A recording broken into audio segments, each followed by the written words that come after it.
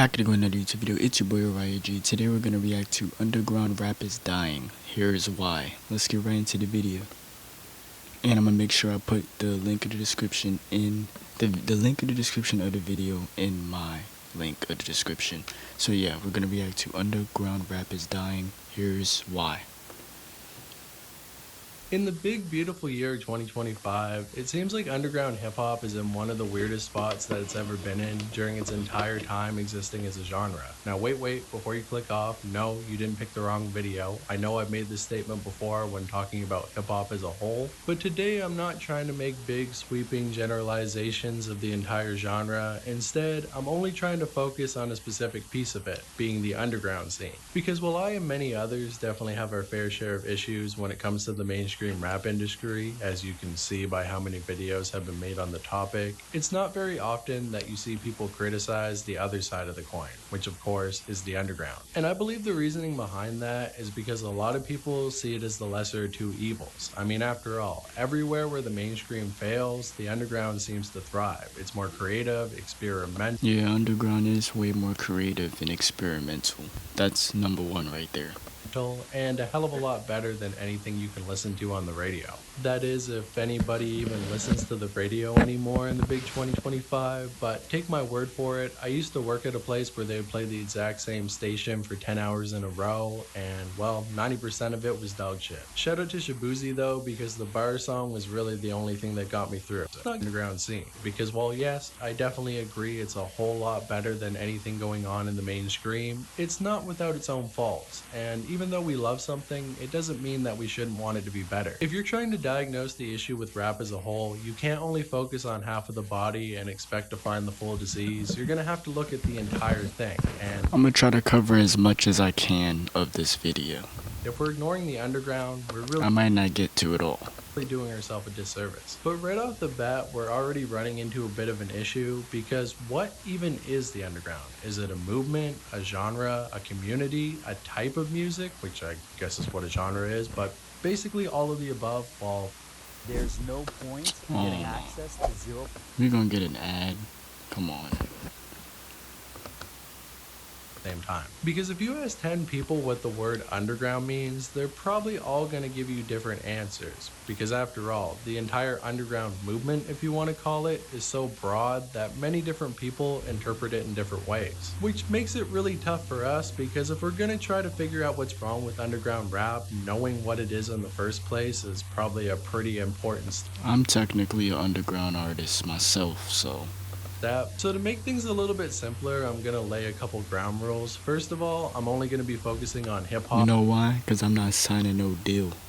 Or rap, if you want to call it, because, well, trying to cover every single genre of music that has ever been considered underground is way too broad of a topic for one video. So sorry to all of those underground rock bands who were performing in warehouses back in the 70s. You're not going to get a mention in this video, although I guess you just did, so there you go. I'm also not going to be talking too much of underground. That's really where the modern day underground was born, and that's all because the internet began to become a lot more popular around the time. Now don't get me wrong, it's not like it is nowadays where basically everybody in a first world country has access to the internet in one way or the other, and even a couple third world countries actually have access as well. It wasn't like the internet had taken over the entire world, but everybody between the ages to about 15 to probably about 35 were using it as part of their daily routine, and because of that, it was in kind of the sweet spot. Because there was just enough. You know, being an underground artist is the best. You know, I'ma say that because don't sign a deal, keep your royalties. Keep your royalties, it's important. That's all I'm gonna say for the artists, new artists out there. People online that it felt broad and far-reaching and interesting without being so large that it was overwhelming. And because of that, the early internet was basically broken down into a bunch of different niche subcultures, with some people being interested in stuff like anime, would take influence from different types of fashion and mix it all together. For example, you had people who took heavy influence from the goth aesthetic, and then they would go on to mix that with vintage clothing, creating their own style. You also had people Okay, now we're getting into the aesthetics, the fashion, and all that in the underground scene. wanted to be vampires even back then. And then, of course, you had furries, but we're not going to get into that right now. And of course, people like that who are going to be willing to mix different types of fashion all together to create something unique are going to do something very similar when it comes to making music. Because even back in the ancient year of 2008, there were still people trying to use the internet to get their voices heard. As after all, prior to the internet, if you were kind of a weird person from a small town and there wasn't anybody in that town who really shared your interest, you were probably going to be pretty lonely, or you would have to adapt to the culture in that town or get left behind. But now with the help of the internet, you no longer have to focus on the people who just so happen to be around. One of my songs has 100,000 streams on Apple Music, but I only made a couple dollars off of it. So I'm not signing a deal. It's cool. I'm not tripping off that. Around you, you can go online and find other weirdos like yourself and form a community with them. And that's exactly what we would start to see around 2009 to 2010 on apps like MySpace and Tumblr, with MySpace actually being the most popular social media at the time, and on top of that being heavily... So if you sign a deal, they own your masters.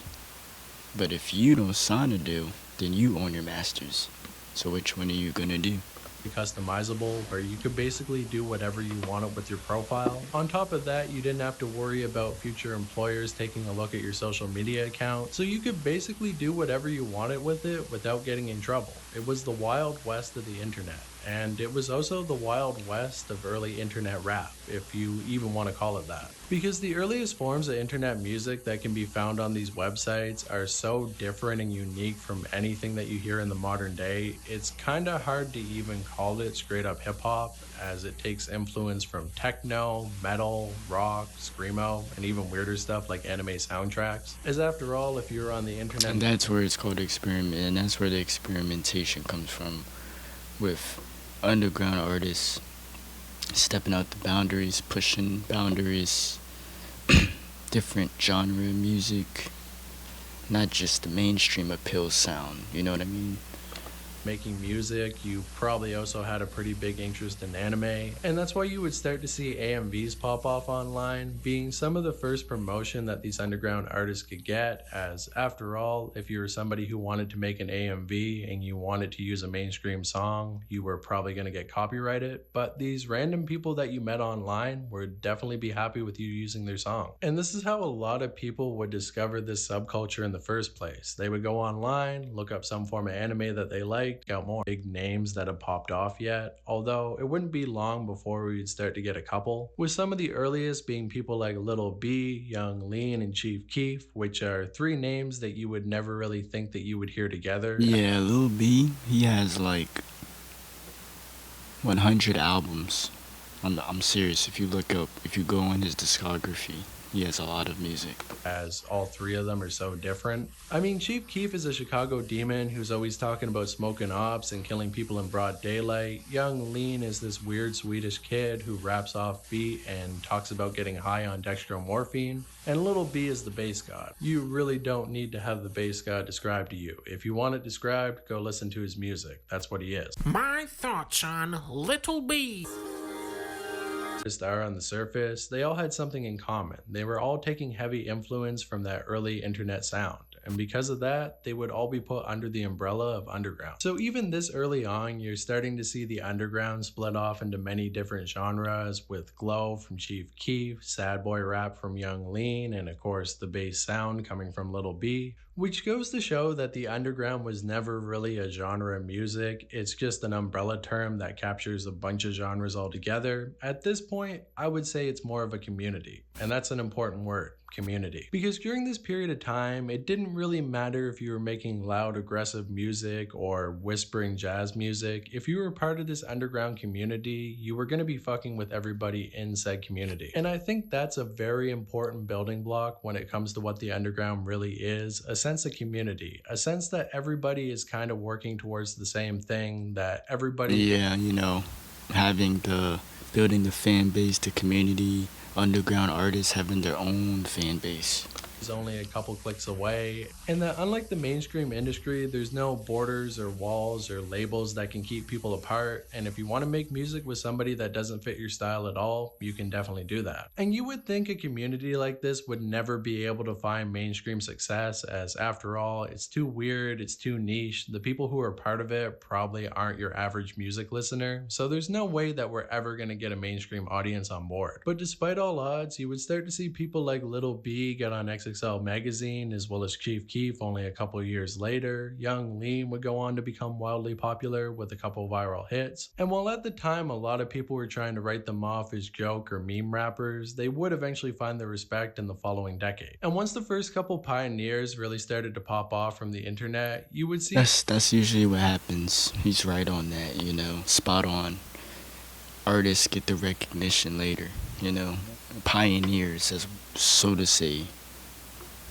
this style of music bleeding into real life, with many groups being formed around it, with of course Young Lean going on to start Sad Boys, which would eventually spin off into Drain Gang, which became wildly popular in Europe. But who cares about Europe? I mean, we're talking about America here, so let's get back over there. I think the two most important groups to talk about when it comes to early underground internet rap would be ASAP Mob as well as Raider Clan. And while ASAP Mob was definitely doing their thing at the time, I more so want to focus on the latter, because while many people like to give Raider Clan its respect for spawning many popular artists like Xavier Wolf, Denzel Curry, Bones, even though he wasn't a member, but he definitely was an affiliate, but I feel like people always neglect to talk about just how influential they were sound-wise, because while yes, of course, they took a lot of influence from 3 6 Mafia, Dipset, and overall Memphis Funk, they were able to put enough of an interesting spin on it to turn it into its own thing. Because as much as it pains me, Yeah, I can agree. A lot of people in the underground use influences of 3 6 Mafia. They do it, like they use beats, instrumentals, samples, and stuff like that. me to say, there is a good reason that many people consider Space Ghost Perp the father of the modern underground scene, and that all comes down to one project, which of course is called Blackland Radio. 6. What if you can create? Oh,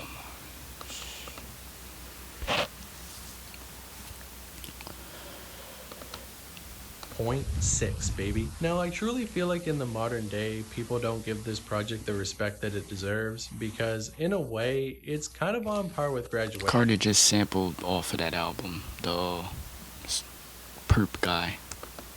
Now I know that's a crazy statement. I'm not saying that the musical quality is the same, I'm just saying that it's as influential as Graduation is. Lunacy, insanity, there's no way that you're gonna make that claim, but I really am. Listen to all of the music in Florida that came out before Blackland Radio, and then listen to all of the music that came out after, and you can definitely tell that it's all heavily influenced by this one project. On top of that, in a similar way to Graduation, it doesn't sound dated at all. In fact, it sounds like a project that could come out in the modern day. And while its influence isn't as overt as something like Graduation, it definitely did have a heavy influence on everybody in Florida at the time. I mean, you can hear traces of Blackland Radio in the music that the Suicide Boys makes nowadays, probably the biggest underground act in the world besides maybe Playboi Carti. And in the following years, you would start to see a lot of big name artists spawn off from Raider Clan, like Bones and Team Sesh, Puya and Fat Nick, and of course, well, like I said before, Denzel Curry. However, while I definitely do want to give Florida its props for being so influential on the modern day underground, I don't think this genre of music would have ever gotten as big as it did if it never... Yeah, they are.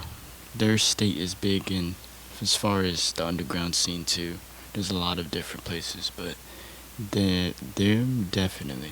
expanded outside of the state. Because during this time, nobody really looked at Florida as one of the main meccas for rap music, which basically meant that they didn't have the infrastructure available to really push that sound to the next level. There wasn't many radio stations around that could really push the sound. They didn't have a lot of media coverage. And while apps like SoundCloud would eventually help them to push their sound a little bit further, I really don't think it would have ever been able to get as big as it did if it didn't get popular in one of the three big cities. Of course, being New York, LA, and well, Atlanta. But right off the bat, it doesn't seem like that should be a problem, as after all, ASAP Mob comes from New York, so obviously New York must have been rocking with the sound, right? Well, yes, and also no. What you have to realize is New York is one of the most stubborn places when it comes to hip hop, as they claim that's actually where the genre spawned from in the first place. So what they consider And they have their own take on music too. That's most importantly. real hip hop and what they don't consider real hip hop is very defined. If it's not boom bap, they basically don't want it. And because of that, you would never really be able to hear the mob on the radio for the following few years. And as stupid and irrelevant as that all sounds now, back in the day, the radio was a lot more important when it came to getting music out there to a broader audience. Not everybody was online at the time, not everybody had SoundCloud, but basically everybody had to drive to work in the morning, and oftentimes when they did, they would listen to the radio. And if you're in a place like New York where there's wall-to-wall gridlock traffic, you're probably going to be listening to a lot of the radio. So unfortunately, New York kind of let the underground down at the time, but luckily for them, Atlanta would pick up the pieces. As while Atlanta can definitely be stuck in its ways from time to time, it's a lot more willing to experiment with different styles of hip-hop, and there would be a couple artists that would really pop off at the time that would help to push the wave. And right off the bat, I know a lot of you guys are probably thinking, who are you talking about? There's no real dark trap